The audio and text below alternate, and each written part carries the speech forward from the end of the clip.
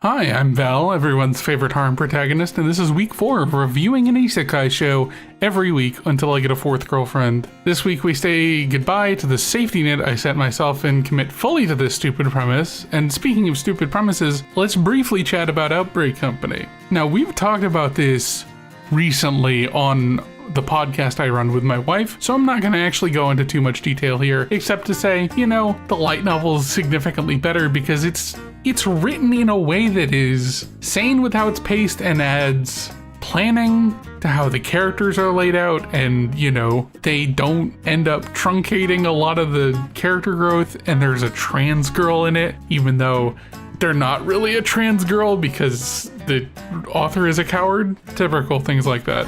Ultimately, the comic timing on the anime is something that you're not going to replicate in the original light novel, and it is very funny for that. I guess you can't wait for him to come around, huh? Oh my god, you don't even know. Huh?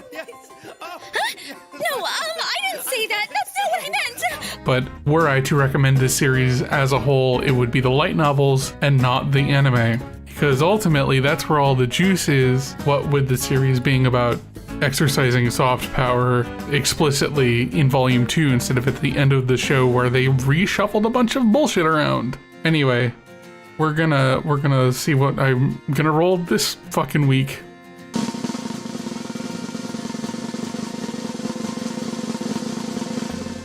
Restaurant to Another World.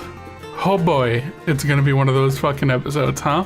Thanks for watching, and if you want to make this series end sooner than it will naturally, feel free to contact me on Blue Sky or Discord, linked in the description or the replies depending on where you're watching this. See you next time!